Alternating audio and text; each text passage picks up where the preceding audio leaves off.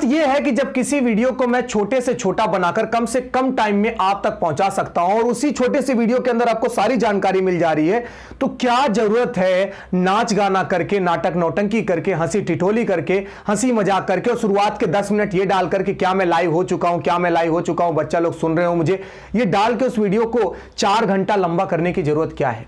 जब उस टॉपिक का वेटेज 10 मिनट का है तो उसको 1 घंटे में समझाकर बच्चों का 50 मिनट बर्बाद क्यों किया जा रहा है?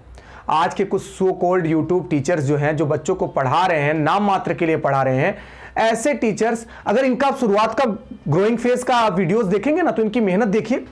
ग्रोइंग फेज में इनकी मेहनत देखकर कोई भी टीचर शर्मा सकता है कि ये कितनी मेहनत करते थे, कितना स्ट्रगल करते थे और बच्चों को कितना डेडिकेशन से पढ़ाते थे। पर अब इनके वीडियो में आपको क्या मिलेगा? नाटक, नौटंकी, मजाक, मस्ती। और बच्चे भी यही मजाक मस्ती देखकर, हंसी टिटोली देखकर अट्रैक्ट होते हैं उनके चैनल की तरफ और चले जाते हैं ये देखने के लिए कि सर कैसे डांस करते हैं, सर कैसे नाचते हैं। ये देखने के लिए नहीं जाते कि सर कैसा पढ़ाते हैं, सर क्या पढ़ाते हैं।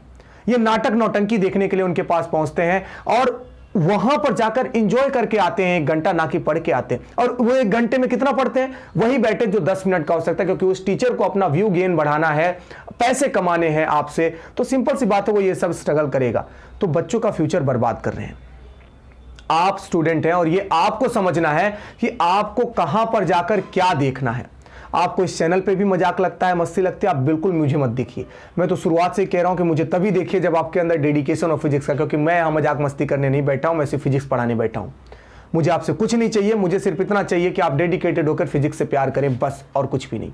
तो ये नाटक नौटंकी बंद करके सिर्फ आप पढ़ाई पे फोकस करें और ऐसे सो कॉल्ड यूट्यूब टीचर से थोड़ा दूर रहें जो नौटंकी करवा रहे हैं चैनल पर। मैंने ऐसे कई वीडियोस देखे जहां इसी टॉपिक को 10 मिनट के इस टॉपिक को आधा घंटा 45 मिनट सिर्फ नौटंकी करके बड़ा किया गया है।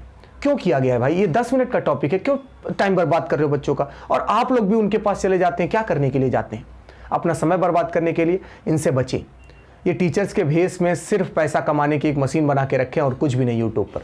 आइए बात करते हैं इलेक्ट्रिक डायपोल की। तो नमस्कार, मैं हूं सचिन मिश्रा और आप देख रहे हैं क्रॉस द थियरी और ये हमारी एक सीरीज जिसका नाम है कर्मवीर। इस सीरीज के अंदर कम से कम टाइम में आपको 12th के सारे पोर्शन से भेंट करवाएंगे, मुलाकात करवाएंगे, आपके लिए फिजिक्स को इजी बनाएंगे। डेडिकेटेड होकर अगर आप फिजिक्स से प्यार करना चाहते हैं तो आप इस सीरीज के साथ जुड़ जाइए। मार्क्स के साथ साथ फिजिक्स भी आएगी आपको।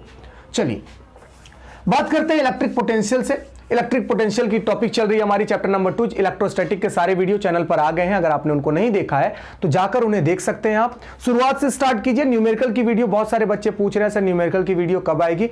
बच्चा लोग बिल्कुल टेंशन नहीं करो, न्यूमेरिकल की वीडियो पे काम चल रहा है। उसको 2 पार्ट में बना रहा हूं। चैप्टर नंबर 1 का एग्जाम्पल्स का पूरा अलग पार्ट है और उसके जो एक्सरसाइज है उसके पूरे अलग पार्ट है, उसको आप देखिएगा पूरा का पूरा। चैप्टर नंबर 1 के न्यूमेरिकल आपके लिए एकदम हलवा हो जाएंगे, एकदम ईजी हो जाएंगे, टेंशन लेना ही नहीं है बिल्कुल। चलिए, और वो मैं संडे तक अपलोड कर दूंगा। फिलहाल बात करते हैं इलेक्ट्रिक पोटेंशियल, वो भी डाइपोल से। यानी कि अगर कोई एक डाइपोल है, पहले तो डाइपोल का एक कंस्ट्रक्शन समझ लीजिए। चैप्टर नंबर 1 में वैसे तो मैंने समझा ही दिया है आपको, पर डाइपोल एक्चुअली में होता है 2 चार्ज का पेयर। एक चार्ज पॉजिटिव होना चाहिए, दूसरा चार्ज नेगेटिव होना चाहिए। मैंने कहा था कि इनके बीच का टोटल डिस्टेंस आप ए भी मान सकते हो, पर ए मानने से कैलकुलेशन में थोड़ी सी मिस्टेक आती है। तो मैं इसके मेन पॉइंट को 0 मान के इस तरफ ए डिस्टेंस और इस तरफ भी ए डिस्टेंस मान लेता हूं, जिससे हमारा कई बार कैलकुलेशन ईजी हो जाता है। अब इस चीज को आप समझ सकते हैं कि अगर मैं ए मानता तो इस पार्ट को मुझे a/2 और इस पार्ट को भी मुझे a/2 मानना पड़ता, जो मैं नहीं करना चाहता। इससे कैलकुलेशन हार्ड होती है। तो मैं क्या कह देता हूं, इसको a, इसको o, a और दोनों के बीच के टोटल डिस्टेंस को 2a बोल देता हूं। यहां तक क्लियर है? तो 2 चार्ज जिनका अमाउंट सेम है लेकिन वैल्यू सेम है लेकिन डायरेक्शन अपोजिट है, यानी कि ये अपोजिट चार्ज हैं जो एक दूसरे से 2a जितने डिस्टेंस पर सेपरेटेड है। डाइपोल, हिंदी मीडियम वाले बच्चे बिल्कुल तकलीफ नहीं लेना, द्विध्रुव की बात कर रहा हूं। द्विध्रुव समान आवेश है, आवेश मींस चार्ज एक दूसरे से 2a जितने डिस्टेंस पर आए हुए हैं, इसको कवर करके रखना। अच्छा, यही एक डाइपोल की बात कर रहा हूं मैं, बाकी चीजें अब मिटा देता हूं, इसको क्लियर रखिएगा। यही डाइपोल की बात कर रहा हूं। अच्छा, इसके साथ साथ में यार एक और चीज क्लियर कर लो। डाइपोल का जो एग्जिस्टेंस, अस्तित्व जो हमारे डेली लाइफ में है वो बहुत छोटे पैमाने पर है। इसको क्लियर कीजिएगा। हमारे पास एक एटम है जिसके अंदर यहां पॉजिटिव और यहां नेगेटिव। आपको तो मालूम है यहां प्रोटॉन होता है, यहां इलेक्ट्रॉन होता है, और प्रोटॉन और इलेक्ट्रॉन के ऊपर चार्ज सेम ही होता है और वो होता है 1.6 यानी 1.6 इंटू 10⁻⁹ कूलम। दोनों के ऊपर जो चार्ज की वैल्यू है वो सेम है, बस इनकी डायरेक्शन अपोजिट है। इलेक्ट्रॉन को माइनस माना जाता है, प्रोटॉन को क्या माना जाता है? प्लस माना जाता है। तो एक्चुअली में अगर एग्जिस्टेंस की बात करें तो डायपोल एक बहुत ही छोटा टर्म है, यानी इनके बीच का जो गैप देख रहे हैं ना आप, ये 10⁻⁻15 के अप्रोक्स में होता है, यानी ये डिस्टेंस बहुत छोटा होता है, बहुत मींस ना के बराबर छोटा होता है। ठीक है, तो आप याद रखेंगे कि हमारे डेली लाइफ में जो डायपोल है वो एक्चुअली में बहुत छोटा होता है, इसका यूज करेंगे अभी लास्ट में। अब बात करते हैं अपने टॉपिक पर। तो हमें निकालना है किसी पॉइंट P पर, मान लीजिए एक पॉइंट P है जो एक डायपोल से कहीं पर भी रैंडम कहीं पर भी आया हुआ है। ऐसी कंडीशन में आपको बताना है कि इस पॉइंट P पर टोटल इलेक्ट्रिक पोटेंशियल कितना निकलेगा। इसके पहले कि आप मुझसे कुछ सवाल पूछें, पोटेंशियल का फॉर्मूला यहां यूज करना है कोलंबियन वाले फॉर्मूले से जो हम लोगों ने बनाया था, KQ/R। ठीक है, इसको क्लियर रखिएगा अपने दिमाग में। चलिए अब बात करते हैं डायपोल से पॉइंट P पर कितना पोटेंशियल जनरेट होगा, इलेक्ट्रिक पोटेंशियल। तो यहां पर principle of superposition, Hindi medium वाले बच्चे, अध्यारोपण का सिद्धांत, प्रिंसिपल ऑफ सुपरपोजिशन की बात कर रहा हूं मैं, उसको याद करेंगे। पहले देखेंगे Q से इस पर कितना पोटेंशियल जनरेट हो रहा है, फिर देखूंगा -Q से कितना जनरेट हो रहा है, और फिर दोनों को हम कैलकुलेट कर लेंगे। इससे हमको टोटल पोटेंशियल मिल जाएगा। ठीक है, तो एक एक करके निकालना है, पहले इससे फिर इससे, और इससे हमें टोटल पोटेंशियल मिल जाएगा। अच्छा याद रखना, मैंने Q से जो P का डिस्टेंस है उसको R1, ये एक ट्राइंगल नहीं है, ये एक डिस्टेंस का रिप्रेजेंटेशन किया जिससे एक ट्राइंगल जैसा डेवलप हो रहा है। नोटिस कीजिएगा, Q से P का जो डिस्टेंस है वो है R1, -Q से P का जो डिस्टेंस है वो है R2। मैंने इसके मिडिल पॉइंट को, जो कि O रिप्रेजेंट कर देता हूं मैं, यहां से यहां तक के डिस्टेंस को R मान लिया है। अब आपको तो मैंने अभी भी बताया कि डिस्टेंस एक्चुअली डेली लाइफ में बहुत छोटा होता है, तो अप्रोक्सीमेट समझिए, सब सारी वैल्यूज को मैं O से ही लूंगा। O मैंने जानबूझ के माना है, R को मैंने जानबूझ के माना है, क्योंकि जब मैं फॉर्मूला बनाने जाऊंगा, फॉर्मूला डेवलप करने जाऊंगा, तो मुझे एक ऐसी टर्म चाहिए जो दोनों के अंदर सेम हो, और वो बनेगी मेरी R। क्लियर कीजिएगा, कंफ्यूज बिल्कुल नहीं हो। आगे बढ़ते बढ़ते इस चीज को मैं क्लियर कर दूंगा कि R क्यों लिया था। चलिए सबसे पहले तो बात करते हैं Q के लिए।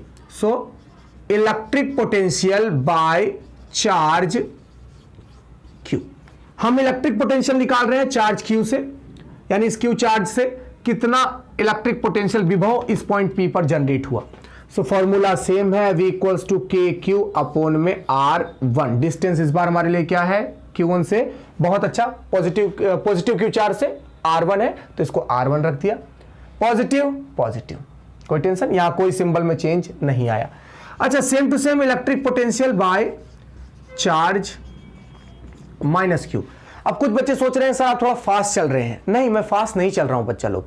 एक्चुअली में आपने इस वीडियो को स्टार्ट से देखा नहीं, सीरीज के साथ स्टार्ट से कनेक्ट नहीं हो।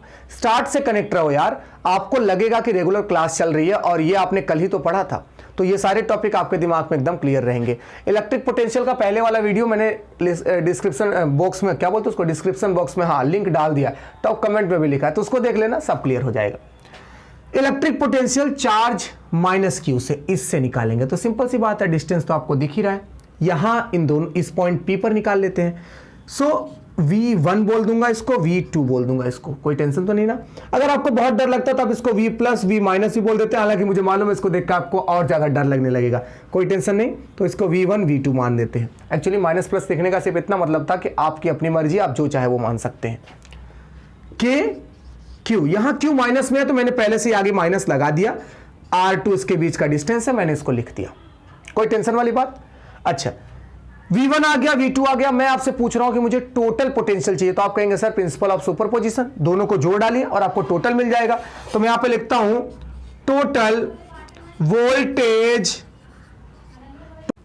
Voltage at point P। Okay, so V equals to V1 plus V2। यहां तक कोई दिक्कत? बहुत अच्छा। So V equals to, clear कीजिएगा, V1 की वैल्यू आपके पास है क्या, V2 की वैल्यू आपके पास है क्या, तो क्यों ना इसे रख दिया जाए।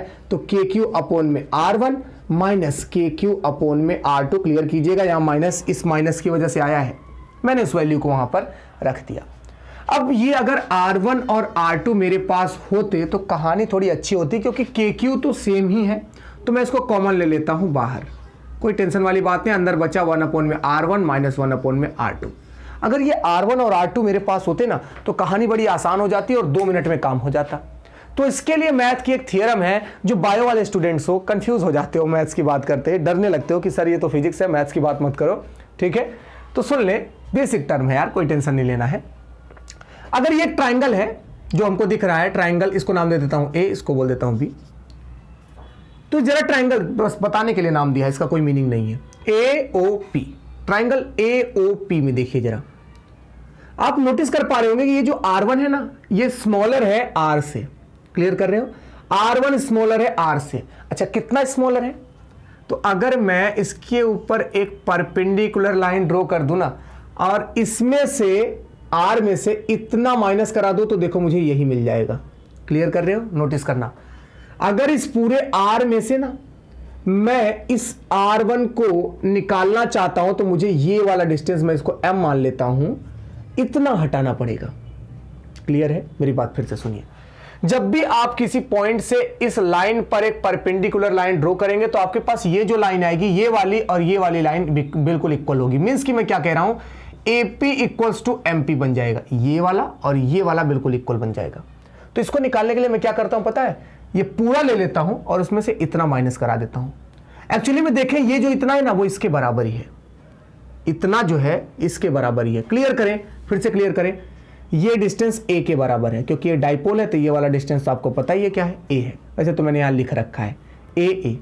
तो ये डिस्टेंस A के बराबर ही आएगा। अब अगर मैं पूरे R में से, ये पूरा R है, पूरा R, उसमें से A को माइनस करा दूं, तो मुझे R1 मिल जाएगा क्या? अब मैं R के लिए इसलिए ले रहा हूं क्योंकि ये वाले ट्राइंगल के लिए भी मैं R ले सकता हूं। तो मेरे पास दो टर्म आएंगे जो कि बिल्कुल सेम होंगे, R R, और इसीलिए मैंने इसको लिया था बीच में, ताकि एक सेम फैक्टर दोनों के लिए मैं इंट्रोड्यूस कर दूं और फिर अपने फॉर्मूले को थोड़ा इजी बना लूं। काम इजी की तरफ लेके जाना है, हार्ड नहीं बनाना है। फिजिक्स तो खत्म हो चुकी है, फिजिक्स पढ़ रहे थे, बस प्रिंसिपल ऑफ सुपरपोजिशन लगाया, दोनों को जोड़ दिया, कहानी खत्म हो चुकी है अभी फिजिक्स की। अभी मैथ चालू हो गया। अभी आपको इस फॉर्मूले को इजी बनाना है, और अब आप कैसे बनाओ ये आपके ऊपर है। R1 और R2 निकालने का अगर कोई तरीका आपके मास्टर साहब ने इससे भी अच्छा बताया, तो मैं बिल्कुल नहीं कह रहा हूं कि आप मेरा वाला फॉलो करें, आप उनकी बात सुन सकते हैं, पर मुझे नहीं लगता कि इससे अच्छा तरीका कोई और है, क्योंकि एनसीईआरटी के जो बुक में दिया है वो पैटर्न बहुत ही हार्ड है, आपके समझ से थोड़ा सा ऊपर उठ जाता है। मैथ्स वाले तो बड़े आराम से कर लेते हो क्योंकि उनका काम ही वही है, लेकिन बायो वाले फंस जाते हो। पर ये जो तरीका है ये आपको हमेशा हेल्प करेगा। तो आपका जो R1 है ना, एक्चुअली में टोटल R में से अगर मैं A को माइनस करा दूं, तो आपको ये R1 मिल जाएगा। मींस कि R1 equals to R minus A। इस पूरे टोटल R में से अगर इस A को माइनस करा दो, तो मुझे R1 मिल जाएगा। सेम टू सेम R2 के लिए जरा नोटिस कीजिएगा, मेरे R2 के लिए नोटिस कीजिएगा। ये रहा मेरा R2, ये R लंबा लग रहा है, ठीक है, R से तो बहुत ज्यादा लंबा है। कितना लंबा है? तो जरा इस पॉइंट से इस पर एक लाइन ड्रॉ कीजिए, वो भी परपेंडिकुलर। तो ये वाला और ये वाला डिस्टेंस सेम हो गया अभी मेरे लिए, है या नहीं है? अगर इसमें इस पूरे R में मैं A जितना और डिस्टेंस जोड़ दूं, तो आपको नहीं लगता कि ये R2 के बराबर हो जाएगा? फिर से सुनिएगा मैं क्या कह रहा हूं। इस पूरे R में R इतना बड़ा तो हो ही गया। अगर आपको इस R को R2 बनाना है तो क्या करना पड़ेगा? इतना डिस्टेंस और इसमें जोड़ना पड़ेगा, और आपका R R2 बन जाएगा। मींस कि R2 equals to R plus A। अब जिन बच्चों को ये कहानी समझने में दिक्कत आ रही है, मैथ्स वाले तो बड़े आराम से समझ गए होंगे क्योंकि ये थियरम आपके बुक में है। इस पूरे के अंदर से अगर मैं इस पूरे में से अगर मुझे R2 चाहिए, तो मैं R में अगर इस पूरे के अंदर A जोड़ दूं, तो मेरा कहानी क्या बन जाएगा? R2 की बन जाएगी। मैथ्स वालों को क्लियर हो जाता है, बायो वालों को दिक्कत आती है। तो आप अगर बस इतना भी ध्यान रखेंगे तो भी आपका काम हो जाएगा, ठीक है। अब इसके बाद इसमें कुछ नहीं बचा, कहानी खत्म। कहानी खत्म, तो इस वीडियो को लंबा करने का कोई मतलब नहीं। 1 में R माइनस A माइनस 1 में R प्लस A। इसको देखते ही आपके दिमाग की घंटी बज जानी चाहिए कि ये माइनस है प्लस है, तो डायरेक्ट मत घटा देना, क्रॉस मल्टीप्लीकेशन कराना और इनका आपस में कराना। मैथ्स है, आपकी अपनी मर्जी है। वीडियो यहां तक अगर आपको समझ में आ गया, और यकीन माने अगर आप मैथ के स्टूडेंट हैं, तो आप वीडियो को बंद कर सकते हैं और आराम से जा सकते हैं। कोई जरूरत नहीं है वीडियो को पूरा देखने की, क्योंकि आप अब कैलकुलेशन कर लोगे यार, टाइम बिगाड़ने की कोई जरूरत नहीं। आप उस टाइम में न्यूमेरिकल वगैरह सॉल्व करो। चलिए, ये इधर जाता है R प्लस A। बायो वाले जिनको दिक्कत आ रही है, या जो और स्टूडेंट जिनको दिक्कत आ रही है कैलकुलेशन में, वो देख लो। इधर जा रहे हैं R, ये माइनस और ये माइनस, सुनना, प्लस बन जाएगा। कहानी क्लियर है क्या? ये देखें, इस माइनस की वजह से अंदर वाला क्या बन गया? प्लस बन गया। नीचे देखें जरा, R minus A R plus A। a minus B A plus B, A square minus B square. Okay, यहां आर आर तो कट गया, कोई टेंशन नहीं, तो बना के क्यू टू ए, नोटिस करें A 2a upon R square minus A square. कहानी क्लियर है? R square minus A square. Q2A तो होता है डाइपोल मोमेंट, जिसको हिंदी मीडियम वाले बोलते हो द्विध्रुव आघूर्ण। तो ये बन गया K P upon R square minus A square. अब यार इस वीडियो के शुरुआत में मैंने आपको बताया, नहीं वो टीचर्स वाली बात नहीं, ये जब पढ़ रहे थे उसकी बात कर रहा हूं। तो उस कंडीशन में मैं आपको बताया कि देखिए ये जो ए है ना, यानी ये डाइपोल्स के बीच का गैप, भले ही आप यहां पर ए के फॉर्म में देख रहे हो, पर रियल लाइफ में ये बहुत छोटा होता है, ना के बराबर होता है। तो इसका स्पेशल केस देख लेते हैं। जब, वैसे तो फॉर्मूला बन गया, इसको डब्बे में बंद कर दें। जब ए आपका लेस देन आर हो, ऐसी कंडीशन में के पी अपॉन में आर स्क्वायर, ये बन गया मेरे लिए पोटेंशियल, इलेक्ट्रिक पोटेंशियल का फॉर्मूला। इससे ज्यादा इस वीडियो में कुछ भी नहीं है, के पी अपॉन में आर स्क्वायर। तो ये हमारे सीरीज का सेकंड एपिसोड था डाइपोल के लिए, क्योंकि बुक में था तो पढ़ना पड़ता है। अब इसके बाद आगे की ओर चलेंगे और वीडियोस को ऐसे ही आगे बढ़ाते रहेंगे। इस वीडियो के अंदर अगर आपको कुछ समझ में नहीं आया या कोई दिक्कत है, क्योंकि मैंने जल्दी बताया, मुझे लगता है कि इतना तो आपका कॉन्सेप्ट हमारे वीडियोस के साथ क्लियर हो रहा होगा कि आप इसको अब आराम से गेन कर सकते हैं 10 मिनट के अंदर। आगे वाली वीडियो को थोड़ा लेंदी बनाएंगे, क्योंकि वो लेंदी का पोर्शन है। तो इस वीडियो को देखने के लिए धन्यवाद, इसको नोट कर लें। वीडियो सीरीज के साथ जुड़े रहने के लिए चैनल को सब्सक्राइब कर लें। पसीना हो रहा है क्योंकि मेहनत हो रही है। मिलते हैं।